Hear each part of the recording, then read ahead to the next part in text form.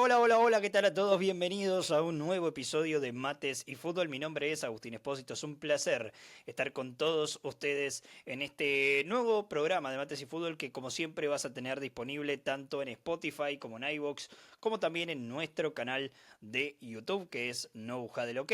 De la misma manera nos siguen en TikTok y en Twitch y además estamos en Twitter y en Instagram como @NFL No Huddle.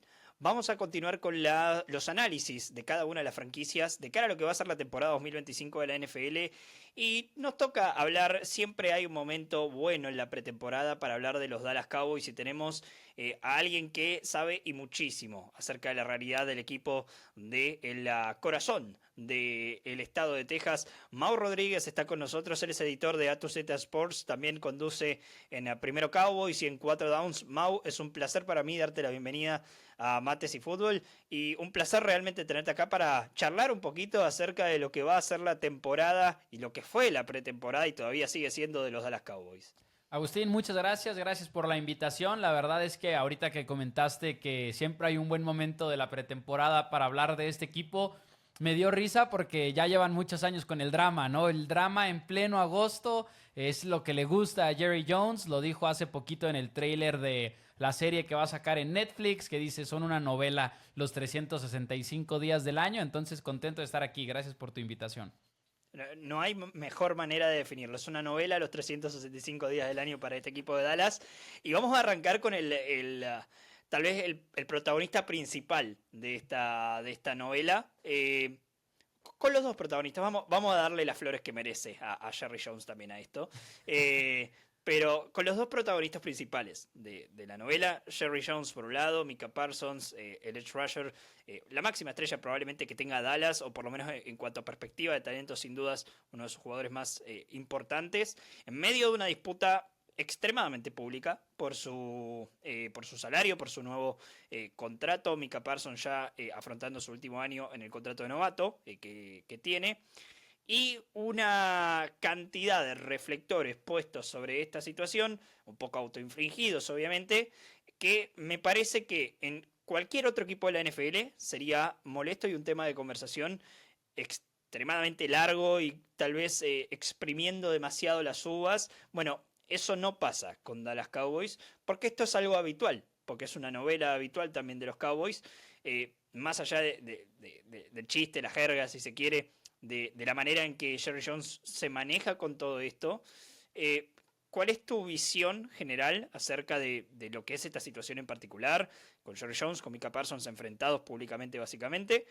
Eh, y vamos a analizar un poquito, si se quiere, cómo está la situación hoy, qué es lo que deriva en esto y qué es lo que puede llegar a pasar. Pero quiero para arrancar tu visión general sobre lo que es este conflicto.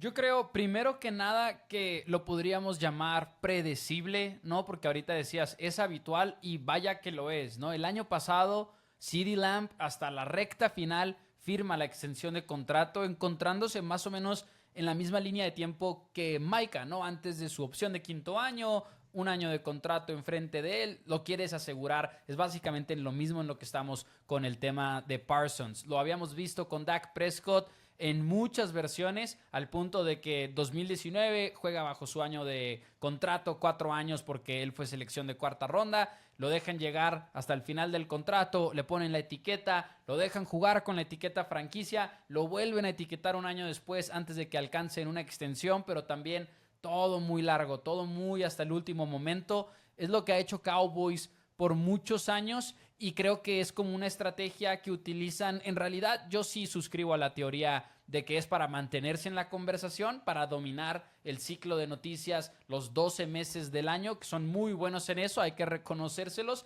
pero creo que lo que ha cambiado o lo que es diferente en este caso a comparación del caso CeeDee Lamb y al caso Dak Prescott, que son los más recientes, es que Micah ha contestado, ¿no? Cuando tú veías a Dak, cuando tú veías a CeeDee y los escuchabas hablar con los medios, ¿cuáles eran las respuestas? Eran, lo veo con mi agente. No, yo dejo que mi agente se encargue de eso y yo por lo pronto en el caso de Dak estoy acá entrenando, en el caso de CeeDee Lamb me estoy cuidando fuera del equipo, ¿no? Al final de cuentas porque CeeDee no se presentó a training camp. Pero Micah como que ha tomado un rol un poquito más público, un poquito más vocal y ha dicho, ¿saben qué? Yo quería este contrato, no me lo han dado, por eso estoy pidiendo el trade, que incluso es un poquito más específico y fuerte que eso, ¿no? No es que no le den el contrato que quieren, es que no le marcan a la gente de Micah Parsons, que es todavía 1000 veces peor y más increíble, pero esa es mi visión general, que creo que lo que ha cambiado al tema de CD y Dak es que Micah ha mostrado otra actitud. Ya no ha tenido miedo a utilizar los medios a su favor, de decir, ellos son los que están mal y yo soy el que está bien. Y creo que eso es lo principal. La verdad, es un poquito agotador ver a Cowboys hacer las cosas de esta manera. ¿Y existe alguna preocupación de que esto sea diferente, de que esto vaya un poquito más en serio, de que quizás no lo van a extender? Quizás, pero creo que incluso esta temporada, o más bien en este punto del año, el año pasado, íbamos más o menos donde mismo con el tema de CeeDee Lamb y con el tema de Dak. Escuchas a Dak y a CeeDee y no hay pánico en sus voces, ¿no? Dicen, creo que esto va a suceder a la hora de la hora, y yo también lo creo. Sí, y el caso Micah, en esto que vos marcabas de que no ha tenido miedo en utilizar los medios a su favor, que es básicamente en lo cual Jerry Jones se ha hecho un experto. A ver, flores donde hay que darlas, como dije al principio del episodio, los Dallas Cowboys son la franquicia más lucrativa en los deportes por esta manera de hacer las cosas. Pero bueno, obviamente también está lo futbolístico, si se quiere, lo que pasa dentro del emparrillado. Micah Parsons hizo algo muy interesante y que personalmente, no solo con los Cowboys, sino en la NFL en general, hace mucho no veía, y es hacer una radiografía de cómo es que se dio todo esto en el famoso o infame, como quieran llamarle, comunicado que sacó, si no me equivoco ya se debe cumplir una semana, por lo menos del momento que estamos grabando este episodio. Esto es raro, realmente es raro que un jugador salga y haga esa radiografía. Esa estrategia es parte de una también estar cansado Micah Parsons, o el lado en sí de Micah Parsons, con esta manera de hacer las cosas de Jerry Jones, que después de todo tiene su historial, ¿no? Evadiendo lo que son los agentes, evadiendo lo que son los representantes, le decimos aquí en Argentina, evadiéndolos y tratando de negociar directamente con el jugador.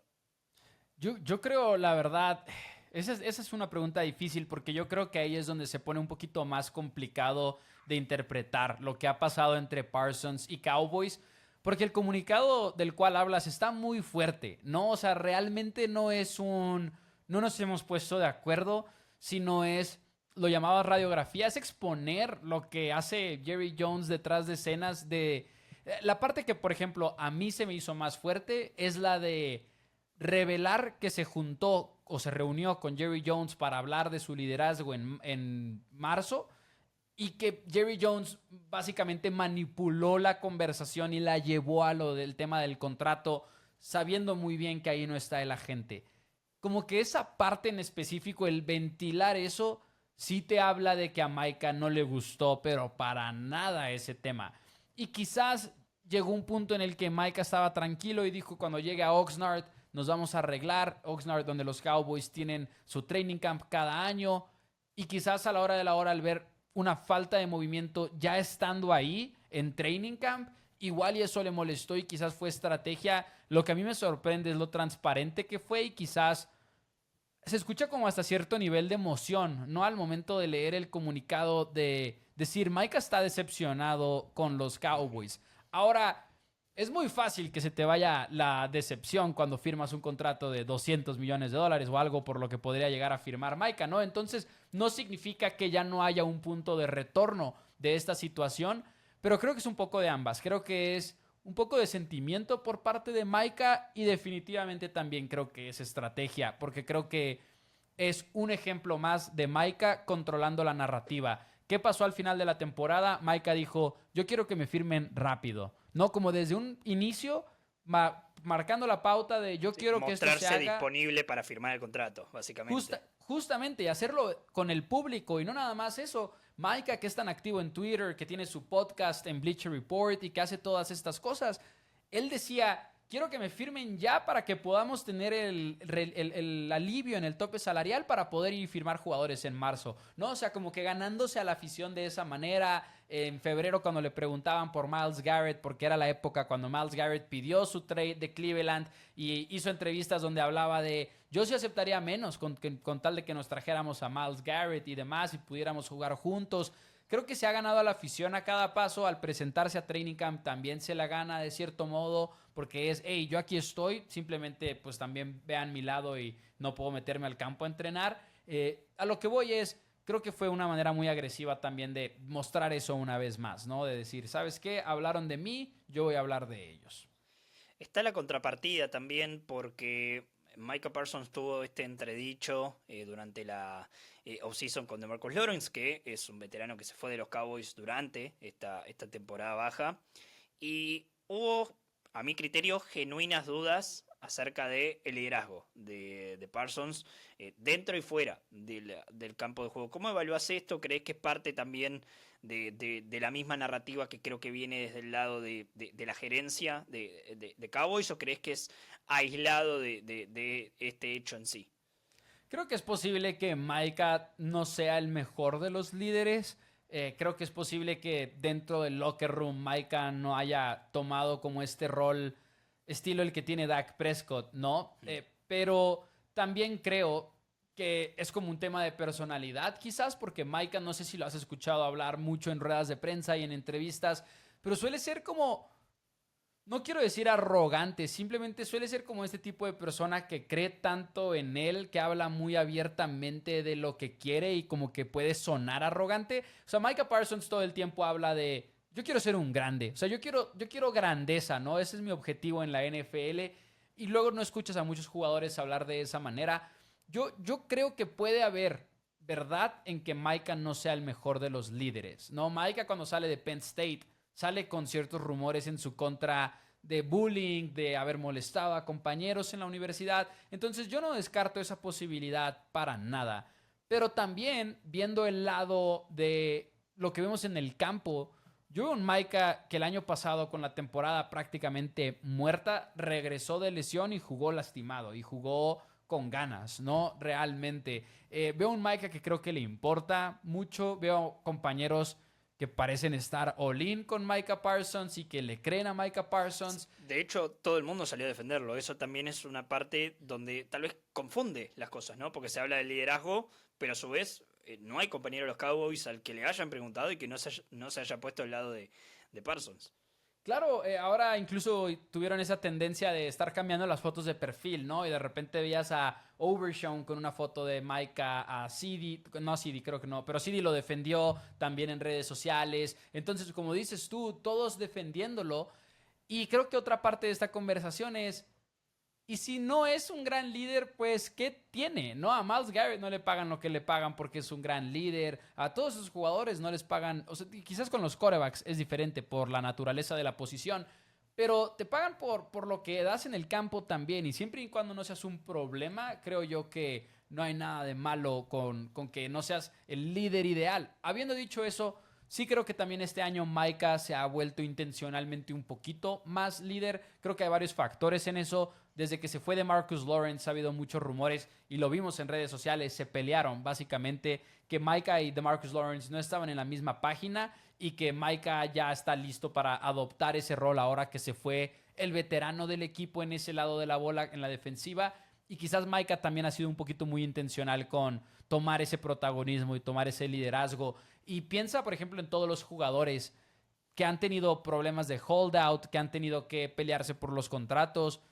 No es común que vayan al minicampamento obligatorio, donde los multan, pero de todas maneras pueden vivir con esas multas.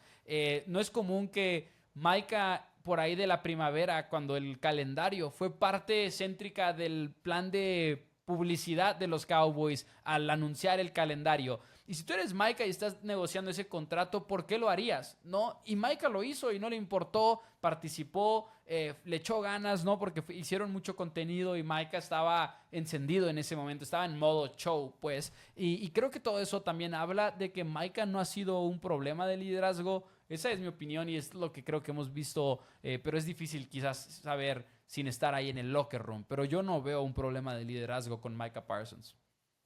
Pregunta corta para respuesta complicada. A ver. ¿Qué es lo que puede pasar con Parsons? ¿Qué es lo que... es cierto que esta es una situación donde tal vez hoy me decís una cosa y la semana que viene puede llegar a cambiar de opinión porque es así de volátil como están las cosas hoy entre Parsons y los Cowboys. Pero hoy, en este episodio, en esta grabación, ¿qué resolución ves? Yo creo lo más probable, el escenario número uno más probable que yo veo es Micah Parsons es extendido antes de que arranque la temporada regular y todos nos reímos y Jerry Jones hace bromas similares a cuando dijo Seek Who en 2019 cuando no querían firmar a Ezekiel Elliott y creo que todos nos olvidamos de esto para septiembre, ¿no? Creo que es el escenario más probable y la razón por la cual lo creo es que es simplemente lo que vimos con Dak, lo que vimos con CD y se puso feo, no se puso tan feo como lo de Micah, pero también tuvo sus momentos, ¿no? Dak Prescott llegó a decirle a los medios, a mí no me da miedo jugar para otro equipo, muchos lo han hecho y yo lo puedo hacer también y estoy preparado para si ese escenario se da. CeeDee Lamb y Jerry Jones intercambiaron golpes a través de medios y redes sociales, entonces se llegó a poner feo, pero creo que se da la extensión porque a todos objetivamente les conviene. A Micah le conviene firmar, a los Cowboys le conviene firmarlo y creo que eso termina remediando ahí un poquito las cosas. Creo que el segundo escenario más probable es que no lo extiendan y que Micah juegue. Desde la semana 1, que Micah Parsons juegue este año, que obligue a los Cowboys a etiquetarlo el próximo y que se pongan un poquito feas las cosas. Quizás, sí, no es lo ideal para nadie, pero creo que ese es un escenario. Y el tercero más probable, probablemente sea... probablemente sea que se pierda un juego de temporada regular o 2 juegos de temporada regular, ¿no? Y ese da miedo porque si ves el calendario de los Cowboys, necesitan las victorias temprano porque la segunda mitad de la temporada es brutal, históricamente brutal, de hecho, porque van a ser el primer equipo en la historia de la NFL en tener 6 juegos seguidos contra rivales que ganaron 11 juegos o más el año anterior. Entonces, realmente creo yo esos son los 3 escenarios, pero el más probable es que se quede Micah Parsons con extensión. Bien, coincido un poco, hasta incluso en dejar por fuera el escenario del trade, sobre todo porque me parece que hoy no hay un equipo dispuesto a pagar el precio del trade de Parsons, que es una cosa, y el precio del contrato de Parsons, Claro. que deben renovarlo claramente en caso de que lo lleguen a contratar. En medio de todo este escenario, Cowboys tuvo tal vez un movimiento mucho o más importante, que es un cambio de paradigma desde la posición de entrenador en jefe. Se va McCarthy, entra en medio de, me parece a mí, un revuelo bastante importante y merecido por la manera en la cual se gestó esto, porque Cowboys, a mi criterio, siempre trató de ser, más allá de que no cambia mucho de head coach, no lo ha hecho mucho en los últimos 20 años, es ordenado en los cambios de mando en el puesto de entrenador en jefe. Y creo que esto fue lo contrario a ordenado. Hay que remontarnos obviamente a enero para hablar de esto, enero, febrero, que fue cuando Mike McCarthy, después de que más o menos se dijo que se iba a quedar, al día cambió que no se quedaba, al día tal vez se quedaba y se terminó yendo por la puerta de atrás después de incluso el famoso lunes negro en la NFL donde se van los entrenadores en jefe. Y es ahí donde entra el nombre de Schottenheimer. ¿Qué ves vos como una... hablaba con un amigo hincha de Cowboys hace unos días y hablábamos acerca de esta renovación o esta especie de olorcito a aire nuevo que hay en Cowboys con la llegada de Schottenheimer. ¿Cómo ves vos esto? Y no te voy a preguntar sobre esa salida de McCarthy y la entrada de Schottenheimer porque creo que es muy atrás en el tiempo, pero ¿qué da Schottenheimer que no te daba McCarthy, por lo menos a priori y sin ver por ahora ni un snap de fútbol americano por los puntos, como se suele decir acá, que eso lo tendremos recién en septiembre? Sí, que creo que das ahí en el clavo, ¿no? Todavía no sabemos exactamente cómo se van a ver las cosas con Schottenheimer, pero yo creo hay una cosa en particular que yo veo que es diferencia. Se ve algo diferente con Schottenheimer, no necesariamente bueno, no necesariamente malo, pero ¿a qué me refiero? Voy a empezar incluso con los coordinadores que contrató. Creo que cuando Cowboys trae a Mike McCarthy en 2020, ¿qué es lo que vimos? Básicamente a toda la escuadra de Mike McCarthy, ¿no? Trajo a Mike Nolan de coordinador defensivo, se trajo a Mike Solari de línea ofensiva, o Joe Philbin, de hecho, empezaron con Joe Philbin como su bandita, ¿no? Por así decirlo, se trajo a Scott Tolzien, se trajo a varias personas que son como la banda de Mike McCarthy, que ojo, no es nada fuera de lo común en el mundo del fútbol americano. Hay muchos que les llaman nepotismo, pero podría ser también el simple hecho de que tienen una visión de lo que quieren hacer y ya lo han hecho con otras personas. Lo más fácil es traer a esas mismas personas. Entonces ni siquiera estoy criticando del todo esa manera de hacer las cosas.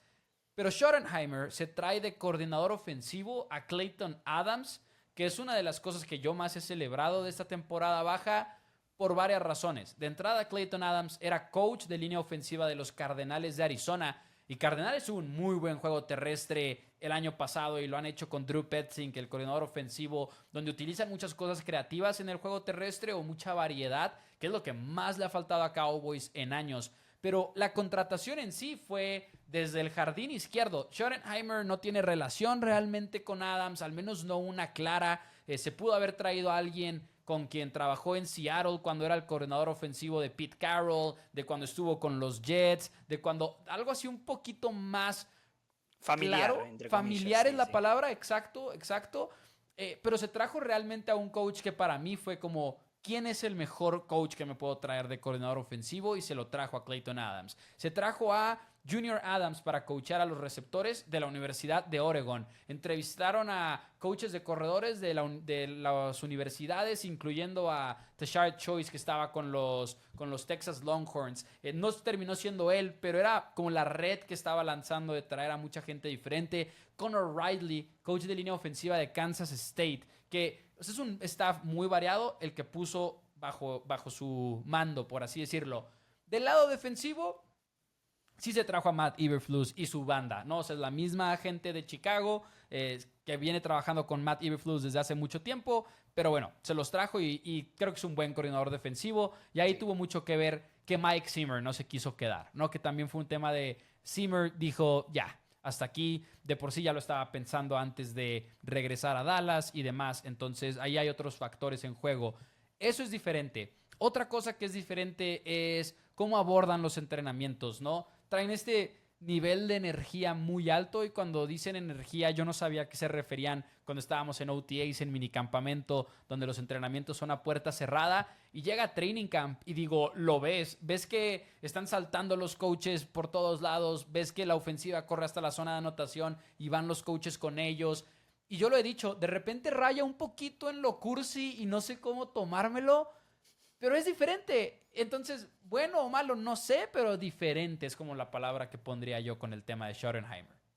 Es que realmente, bueno o malo, lo dije en la pregunta, lo dijiste vos al principio del análisis, hasta septiembre por lo menos. Y Sí. te digo, ni siquiera en septiembre, porque no vamos a juzgar por 2 o 3 partidos a toda una unidad de staff y de entrenadores. Pero me parece que veo un poco lo mismo. Hay aires renovados en Dallas.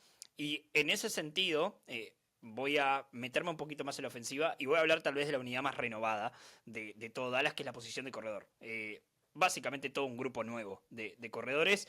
Por un lado, de una manera lógica, por el sentido de que Dallas la temporada pasada, no solo la temporada pasada, sino ya hace varios años, viene teniendo serios problemas para correr la pelota. No descubrimos nada al decir una de las bases fundamentales de este deporte y los Cowboys simplemente no lo podían hacer, no solo por mal juego de corredores, sino más bien también por esquema y por línea ofensiva. Pero en en el grupo de corredores renovaron. Trajeron a Williams, trajeron a Sanders, draftearon 2 tipos distintos en Jadon Blue y en Phil Maffa. Blue de la Universidad de Texas, básicamente conocido entre comillas del patio de atrás para los Cowboys, y Maffa, alguien que tuvo sus buenas y malas en la Universidad de Clemson, una de las blue collar por lo menos de los últimos años.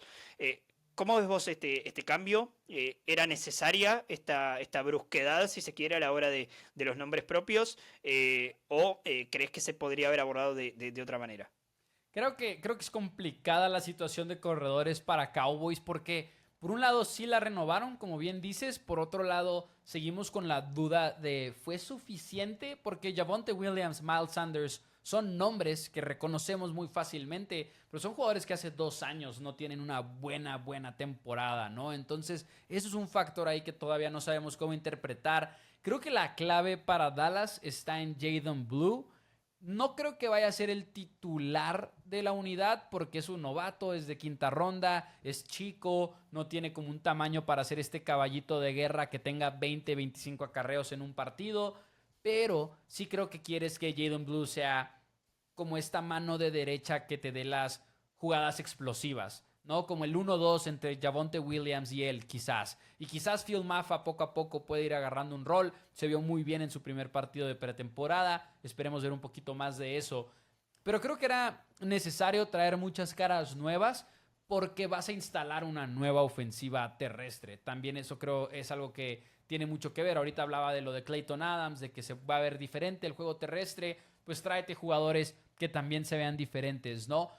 Me hubiera gustado que se quedaran con Rico Dowdle. Creo que Rico Dowdle salió muy barato para el equipo de Carolina y creo que había jugado bastante bien para Cowboys el año pasado, sobre todo una vez que lo hicieron el protagonista y se quitaron de juegos con el tema de Ezekiel Elliott, que para mí fue muy, pero muy forzado, la verdad.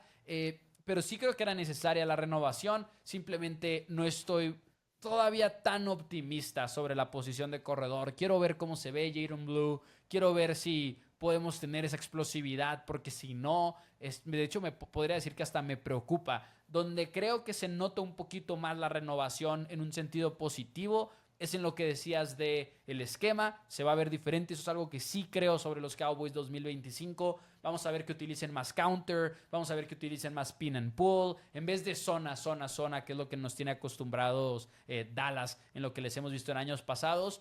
Y la otra es Cowboys le está apostando a su línea ofensiva, específicamente a los tres internos, ¿no? De Tyler Smith, que se ha convertido en uno de los mejores guardias en toda la NFL, Cooper Beebe, que es un centro prometedor de segundo año, y Tyler Booker, novato de primera ronda, que cuando todo el mundo pensaba que iban a llevarse un receptor o algo diferente, Cowboys se terminó yendo por línea ofensiva, que es lo que más les gusta llevarse en el draft, y va a ser el reemplazo de Zach Martin, ¿no? Entonces, creo que quieren establecer eso físico en las trincheras.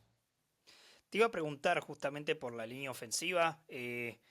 Obviamente mencionaste a Tyler Smith, primera ronda en el 22, Cooper Beebe, tercera ronda en el 24, Tyler Booker, como lo mencionaste, primera ronda este año. Hay que incluir dentro de este análisis a Tyler Guyton, más allá de la lesión, y ya vamos a seguramente tocar ese tema también. Primera ronda el año pasado, en el 24. Los aires de renovación en Dallas me parece que llegaron antes a las trincheras y llegaron antes particularmente a la línea ofensiva, sobre todo después de una última parte del 2015-2020 donde Dallas tenía, a mi criterio, una de las mejores líneas ofensivas de toda la liga. No solo en cómo se veía, sino también en lo numérico, se mostraban extremadamente dominantes. Y me parece que hay, no sé cómo lo verás vos, pero hay una intención de Cowboys de volver a eso, de volver a dominar desde la trinchera, de volver a manejarte el juego terrestre, independientemente de los nombres que antes mencionábamos, ¿no? Con lo que es la posición de corredor. Sí, creo que es algo que viene desde la directiva, la verdad. Creo que Cowboys como organización tiene muy en claro que quiere tener buenas líneas ofensivas, que quiere no sufrir por ese lado y la inversión siempre ha estado ahí y tienes razón, o sea, del 2011 al 2014 vimos a Tyron Smith, Travis Frederick, Zach Martin, como esa construcción de muchos linieros en pocos años y ahora lo estamos volviendo a ver como bien lo acabas de decir, digo, Tyler Smith, Tyler Guyton y ahora Tyler Booker. Eso sucedió del 2022 para acá, básicamente. Entonces, sí creo que es algo que creen como organización en vamos a armar la mejor línea ofensiva posible. Y ahora que ya se retiró Zach Martin, que se retiró Tyron Smith, fue como vamos a volver a hacerlo.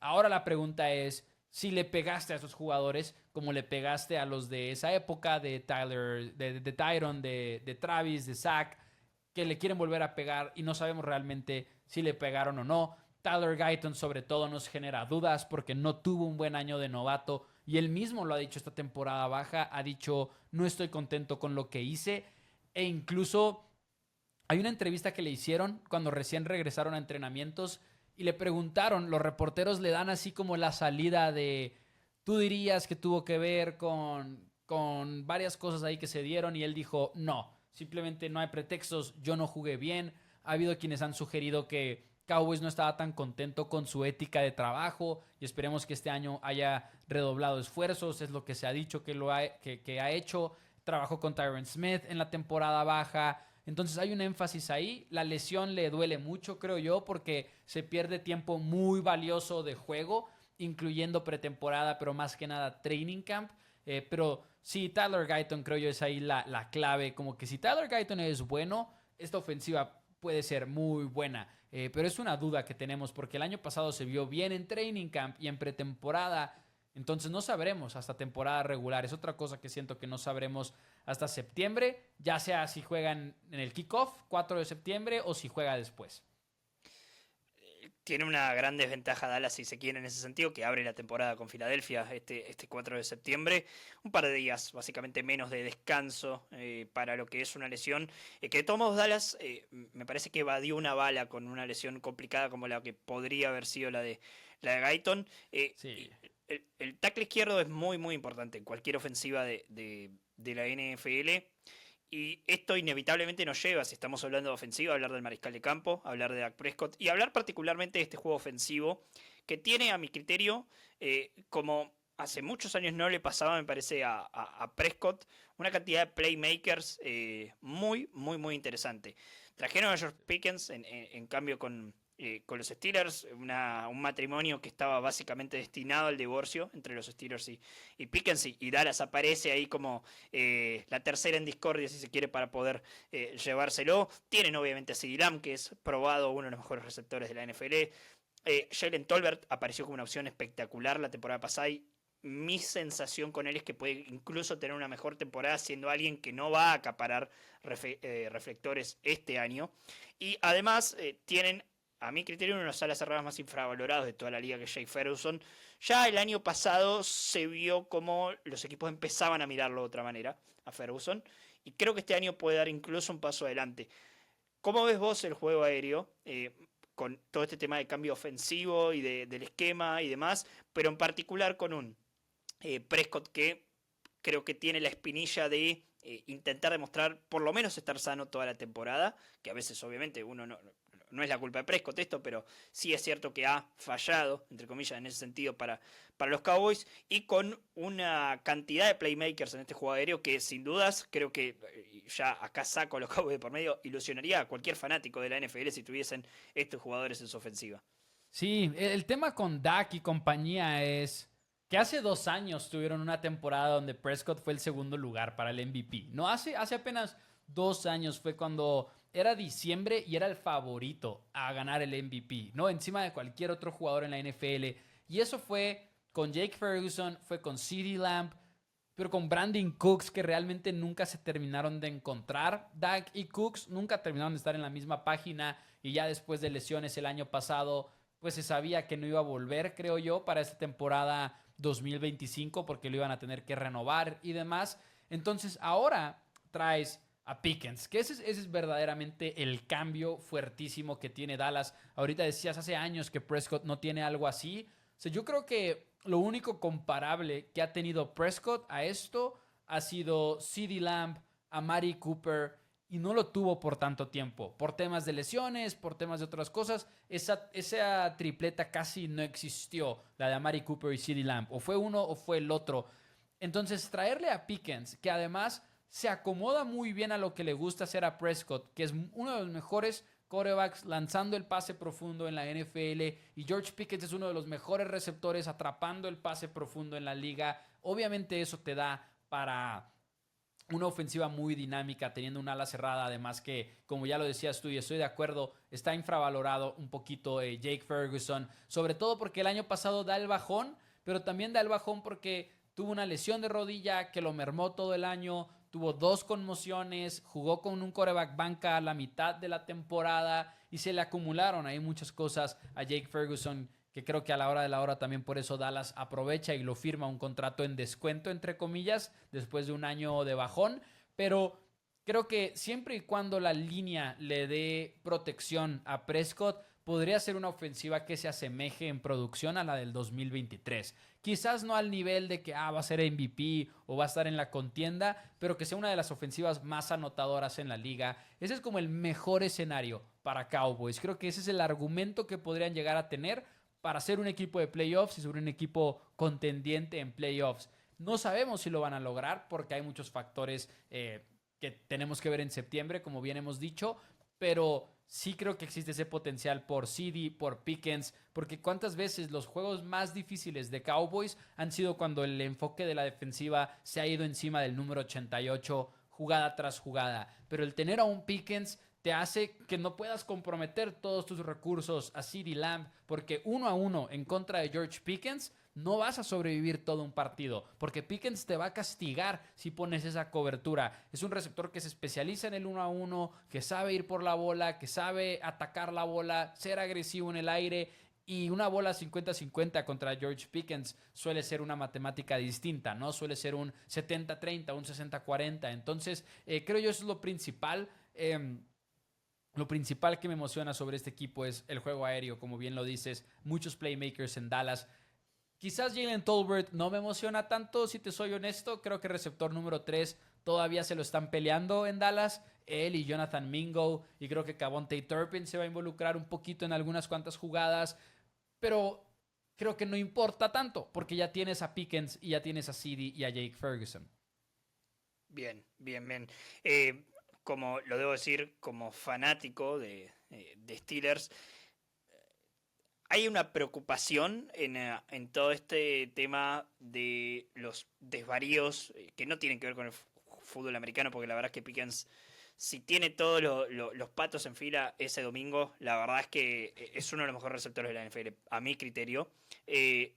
Pero ¿hay alguna preocupación en Dallas con esto? ¿O simplemente van a dejarlo ser? Es una personalidad también explosiva la de Sí. Pickens. Está loquito George Pickens, Sí. hay que decirlo, ¿no? Yo creo que la preocupación ahorita no existe muy de manera tangible porque Pickens, desde que llegó a Dallas, se ha portado excelente, ¿no? Excelente, sí. Y creo que hay que ver las circunstancias de George Pickens. En Steelers ya tenía sus pleitos, sus demonios, ya tenía todo ahí, ¿no? Una situación rara.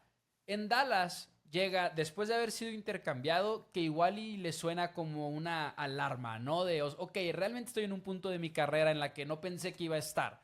Pero además, no soy el número 1. Y quizás pueden decir CD y Pickens que, sí, los dos somos el número 1. Ambos saben que no es cierto, ambos saben que CeeDee Lamb es el receptor que tiene un contrato de 136 millones de dólares, él es el número 1, ¿no? Y ha sido un jugador que le ha ganado a George Pickens en los últimos años en producción y demás. Sabemos quién es el alfa en Cowboys, ¿no? Pero además lo han visto bien en entrenamientos, no ha llegado tarde, ha puesto atención, se ha dicho que ha sido como muy proactivo, que ha tenido una actitud muy abierta. Pero eso es una cosa ahorita en julio, en agosto, y otra es en octubre, después del segundo partido consecutivo en el que tiene menos de 5 targets, ¿no? ¿Cómo va a reaccionar a eso George Pickens? Yo creo que ahí está la preocupación. No hemos visto nada en Dallas todavía que sea preocupante y de hecho hemos visto cosas que nos han sorprendido, como se ha portado muy bien, ha estado en entrenamientos a tiempo, ha estado enganchado con el equipo. Tengo un amigo que cubre a los Steelers para ABC Sports que se llama Rob Gregson y me manda un mensaje de en su vida había George Pickens bloquear de esta manera en un entrenamiento de Steelers y me mandó un video de entrenamiento de los Cowboys donde Pickens está bloqueando con ganas. Entonces se ha visto bien en ese sentido, pero esa es mi pregunta y creo que esa es la preocupación de todos. ¿Cómo se ven las cosas cuando la distribución de pases quizás por X o por Y no le favorece a Pickens y si acaso llegamos a ver pleito en ese momento? Es el problema de tener a dos receptores de alto nivel, ¿no? En tu equipo. Hablando de preocupaciones, vamos a ir al otro lado del campo, donde sí creo que Dallas tiene las cosas menos claras que lo tiene en la ofensiva. Algunas lesiones, obviamente, que preocupan a lo que va a ser, sobre todo el inicio de la temporada. Obviamente, la situación de Micah Parsons, de la cual hablamos al principio del programa. En este caso creo que estamos en la misma página, no vemos a Parsons perdiéndose partidos para iniciar el año, pero sin dudas es algo con lo cual uno no puede excederlo del análisis. Algunas preocupaciones muy, muy tangibles con algunos jugadores jóvenes que no terminan de convencer dentro del equipo, o por lo menos de demostrar lo que en algún momento se invirtió en ellos, particularmente yendo a Massey Smith en la posición de nose tackle. Y en mi caso voy a incluir dentro de este análisis a un hombre récord dentro de la NFL, pero que por fuera de ese récord me parece que no terminó de asentarse como el esquinero que pensaban que iba a ser, que es Darren Bland. Más allá de que fue una quinta ronda, mostró demasiados pasos hacia adelante en su progreso y se ha ganado mucho lugar en esta defensiva. Mis sensaciones que con esos snaps o lugar o lo que quieras llamarle ganados, también llegaron los errores, también llegaron las coberturas que fallaron por el lado de Bland.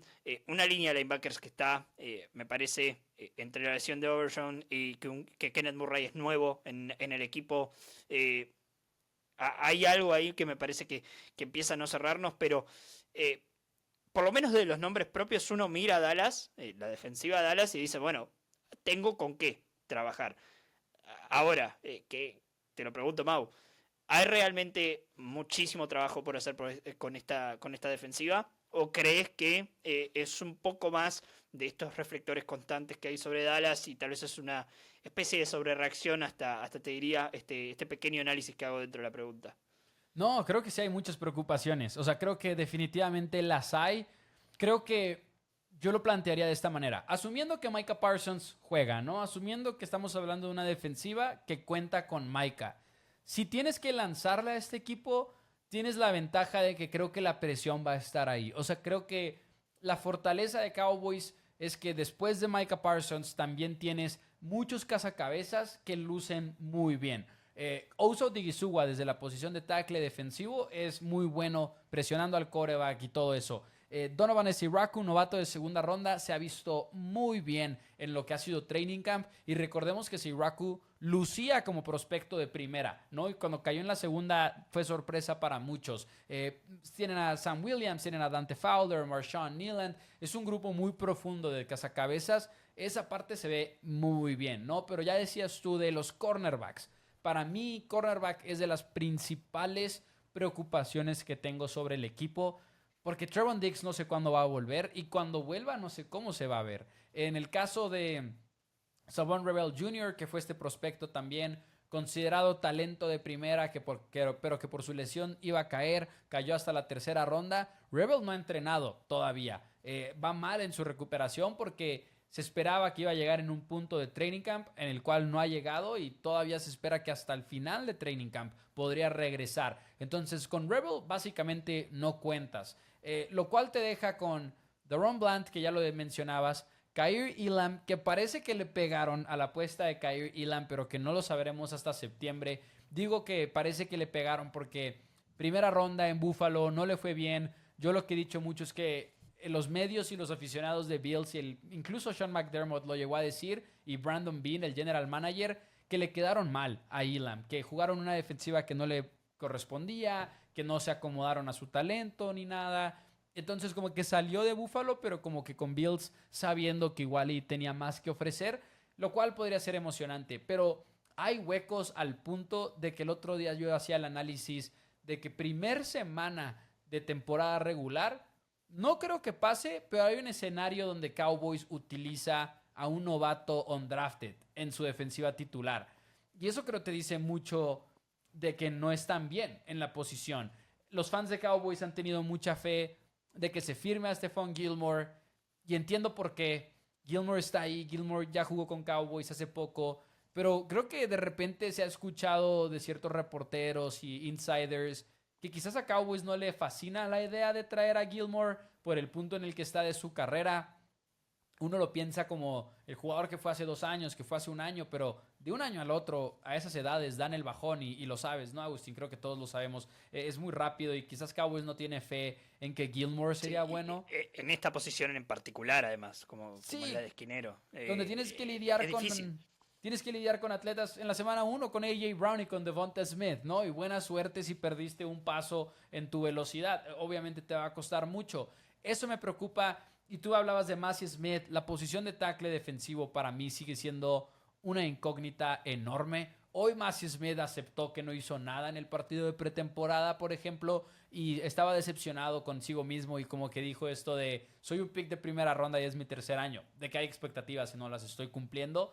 Creo que Massey Smith, yo creo que hasta se puede volver un poco mental con él. Creo que ahorita Massey Smith está muy cansado de que no se le estén dando las cosas, pero ya veremos si eso cambia o no.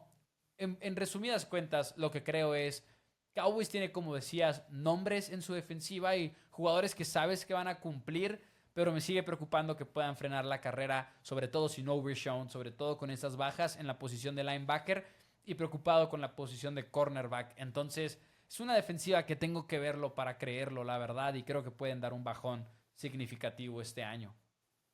Sí, dentro de los puntos altos, porque creo que estábamos marcando los bajos de Cowboys y no es la situación por lo menos tan...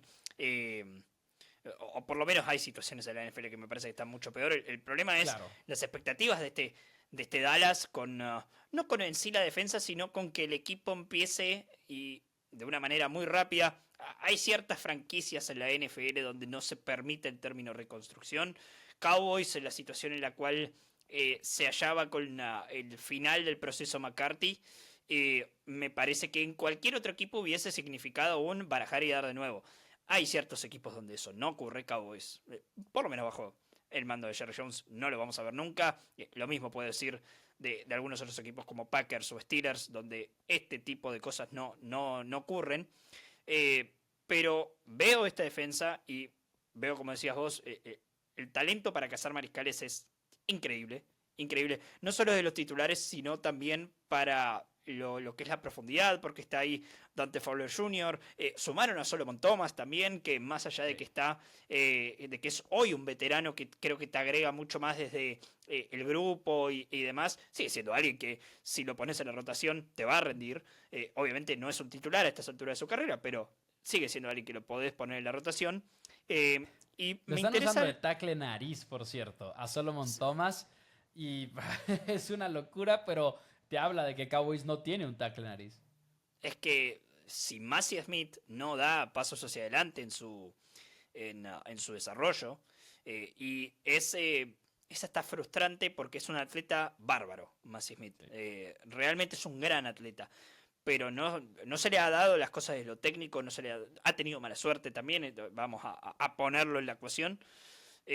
Veo también lo que son los safeties con Donovan Wilson, con Malik Hooker, y creo que me entusiasma esa pareja en los Cowboys. Creo que además hay profundidad detrás de ellos con jugadores que pueden rendir. Y por fuera de eso, realmente este va a ser un equipo... eh, en Dallas las cosas se tienen que hacer entretenidas, según Jerry Jones. Me parece que y quiero tu análisis final dentro de esto para ir también redondeando, vamos a ver un equipo de Dallas que sin dudas va a tener la capacidad de anotar muchos puntos, que sin dudas por esquema me parece que va a ser incómodo para un montón de equipos, incluyendo esta seguidilla casi lapidaria de la cual hablabas, de todos equipos de playoffs, básicamente durante 6 semanas consecutivas, pero a su vez es un equipo que va a permitir puntos. Entonces, creo que en los Cowboys, el hecho de, obviamente, este deporte tenés que anotar más puntos que el otro, pero va a jugar mucho a eso. Va a jugar mucho a yo tengo que anotar mucho más que el contrario. Sí, similar a lo que comentábamos del 2023, cuando quizás tenían una mejor defensiva que la que tienen ahorita, creo yo, pero que la manera de abordar las cosas era lanzar, lanzar, ¿no? Y ser agresivos lanzando. Fue lo que hizo Mike McCarthy cuando le dieron las riendas del play calling, que salió Kellen Moore. Fue irónico porque dijo que iba a hacer otras cosas y a la hora de la hora en temporada regular lanzó mucho, porque Dak y CD estaban muy, muy conectados en esa campaña. Es lo que tienen que esperar este año también. 100% de acuerdo. Creo que es un equipo que sí, no van a lucir como este equipo de élite, porque creo que igual iban a ser inconsistentes, pero que tienen el potencial de tumbar a quien sea, ¿no? O sea, realmente si tú me dices, en temporada regular le pueden ganar a Águilas, el campeón, sí creo que le pueden ganar a Águilas, además de que es rivalidad divisional y siempre se dan esas cosas, pero también le pueden pegar a Kansas, le pueden pegar a Detroit. El problema es que quizás tiene que ser en un buen día. ¿Y cuántos de esos buenos días les vamos a ver a los Cowboys? Esa es para mí la gran pregunta.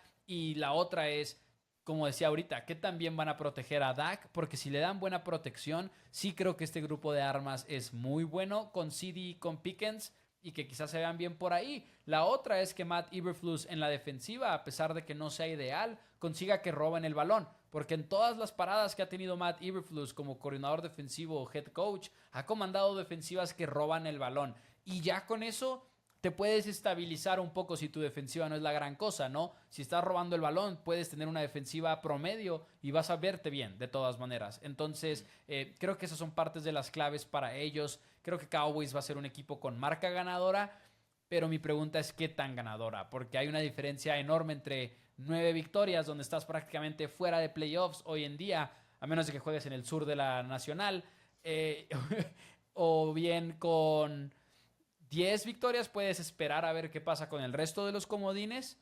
Y ya con 11 probablemente estás dentro, ¿no? O sea, con 11 es lo más seguro que estés dentro. Pero hay una gran diferencia entre esas marcas ganadoras. Mi última pregunta iba a ser esto, una proyección. Hablaste de números en frío, 9, 10, 11 victorias. En la temporada pasada Seattle con 10 victorias se quedó afuera de la postemporada. Un equipo que había demostrado, me parece, en las 17, 18 semanas de temporada regular que era un equipo de playoffs y se quedó afuera.